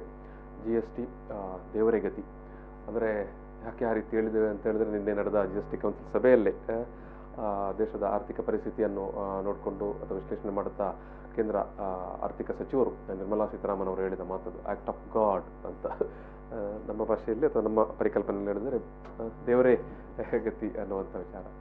ಸೊ ಈ ನೆಲೆಯಲ್ಲಿ ನಾವು ಈಗ ಏನು ರಾಜ್ಯಗಳಿಗೆ ಎದುರಾಗಿರುವಂಥ ಒಂದು ಅಡಕತ್ತರಿಯ ಸನ್ನಿವೇಶ ಏನಿದೆ, ಪರಿಸ್ಥಿತಿ, ಯಾಕಂದರೆ ತಮಗೆ ಬರಬೇಕಾಗಿದ್ದಂಥ GST ಪರಿಹಾರ ಮೊತ್ತ ಬಾರದೇ ಇರುವಂಥ ಒಂದು ಸನ್ನಿವೇಶ ಎದುರಾಗಿದೆ. ಪ್ರೊಫೆಸರ್ ಚಂದ್ರ ಪೂಜಾರಿ ಅವರು ವಿಶ್ಲೇಷಣೆ ಮಾಡುತ್ತಾ ಬಹುಶಃ ಇದೊಂದು ಹೊಸ ರೀತಿಯ ಚರ್ಚೆಗೆ ಒಂದು ದಾರಿ ಕೂಡ ಮಾಡಿಕೊಡ್ಬೋದು. ಆರ್ಥಿಕವಾಗಿ ಕೇಂದ್ರೀಕರಣ ಎಲ್ಲಿಗೆ ಕೊಂಡೋಗ್ಬಹುದು ಅಂತ ಹೇಳೋದಕ್ಕೆ ಒಂದು ಪಾಠ ಇದು. ಸ್ವಲ್ಪ ಓಕೆ ಎಲ್ಲವನ್ನೂ ಕೇಂದ್ರೀಕರಣ ಮಾಡಿದರೆ ಏನಾಗ್ತದೆ, ನಮ್ಮಂತ ಒಂದು ದೊಡ್ಡ ದೇಶದಲ್ಲಿ ಎಷ್ಟು ಭಾಷೆಗಳು, ಇಷ್ಟು ಜನಸಂಖ್ಯೆ, ಮತ್ತೆ ಇಷ್ಟು ಡೆವಲಪ್ಮೆಂಟ್, ಬೇರೆ ಬೇರೆ ಮಟ್ಟ ಡೆವಲಪ್ಮೆಂಟ್ ಇರುವಲ್ಲಿ ಒಂದು ಕೇಂದ್ರ ಕೇಂದ್ರೀಕರಣಗೊಳ್ಳೋದು ಸರಿಯಾದ ಪರಿಹಾರ ಅಲ್ಲ. Yes. So ಇದರಿಂದ ನಾವು ಪಾಠ ಕಲಿಬಹುದು ಆ್ಯಕ್ಚುಲಿ. ಓಕೆ ಓಕೆ ಓಕೆ ಈ ವಿಚಾರದಲ್ಲಿ ನಾವು ಬೇರೆ ಸಂದರ್ಭದಲ್ಲಿ ಕೂಡ ನಾವು ಮಾತಾಡುವ. ಇನ್ನು ಮುಂದೆ ನಾವು ಏನು ರಾಷ್ಟ್ರೀಯ ಹೊಸ ಶಿಕ್ಷಣ ನೀತಿ ಬಗ್ಗೆ ಕೂಡ ಮುಂದಿನ ವಾರದಲ್ಲಿ ಚರ್ಚೆ ಮಾಡಲಿಕ್ಕೆ ಇದ್ದೇವೆ. ಆ ಸಂದರ್ಭದಲ್ಲಿ ನೀವು ಎತ್ತಿಕೊಂಡಂಥ ಈ ಪ್ರಶ್ನೆಯ ನೆಲೆಯಲ್ಲೇ ನಾವು ಚರ್ಚೆಯನ್ನು ಮುಂದುವರಿಸುವ. ವೀಕ್ಷಕರೇ, ಈಗ ಈ ಒಂದು ಸಂವಾದವನ್ನು ಮುಗಿಸುವಂಥ ಸಮಯ ಬಂದಿದೆ. ಚಂದ್ರ ಪೂಜಾರಿ ಅವರು ಒಂದು ಆರ್ಥಿಕ ನೆಲೆಯಲ್ಲಿ ಮತ್ತೊಂದು ರಾಜಕೀಯ ಹಿನ್ನೆಲೆಯಲ್ಲಿ ಕೂಡ ಈ ಒಂದು ವಿಚಾರವನ್ನು ಚರ್ಚೆಗೆ ತಂದಿದ್ದಾರೆ ಮತ್ತು ಮುಂದೆ ಕೂಡ ಅದೊಂದು ಚರ್ಚೆಯಾಗಿ ಅಥವಾ ಒಂದು ಒಳ್ಳೆಯ ವಿಶ್ಲೇಷಣೆಗೆ ಇರುವಂಥ ವಿಚಾರ ಅಂತಲೇ ಅವರು ಒಂದು ಮುನ್ನೋಟವನ್ನು ಕೂಡ ನಮ್ಮ ಮುಂದೆ ಇಟ್ಟಿದ್ದಾರೆ. ಒಟ್ಟು ಅವರು ಈ ಸಂದರ್ಭದಲ್ಲಿ V4 ಸ್ಟುಡಿಯೋಕ್ಕೆ ಬಂದು ವೀಕ್ಷಕರ ಜೊತೆಗೆ ಮಾತಾಡಿ ಮತ್ತು ಒಟ್ಟು ಈ ಒಂದು ಸಂವಾದದಲ್ಲಿ ಭಾಗವಹಿಸೋದಕ್ಕಾಗಿ ನಾನು ವೀಕ್ಷಕರ ಪರವಾಗಿ ಮತ್ತು V4 ಸ್ಟುಡಿಯೋದ ಪರವಾಗಿ ನಿಮಗೆ ಪ್ರೀತಿಯ ಧನ್ಯವಾದವನ್ನು ಹೇಳ್ತಾ ಇದ್ದೇನೆ. ವೀಕ್ಷಕರೇ, GST ದೇವರಗತಿ ಅನ್ನುವಂಥ ಒಂದು ಸಂವಾದವನ್ನು ಇಲ್ಲಿಗೆ ಮುಗಿಸ್ತಾ ಇದ್ದೇವೆ. ಮತ್ತು ಮುಂದಿನ ವಾರ ಇನ್ನಷ್ಟು ವಿಚಾರಗಳ ಜೊತೆಗೆ ನಮ್ಮ ಈ ಒಂದು ಸಂವಾದ ಕಾರ್ಯಕ್ರಮ ಮುಂದುವರಿತದೆ.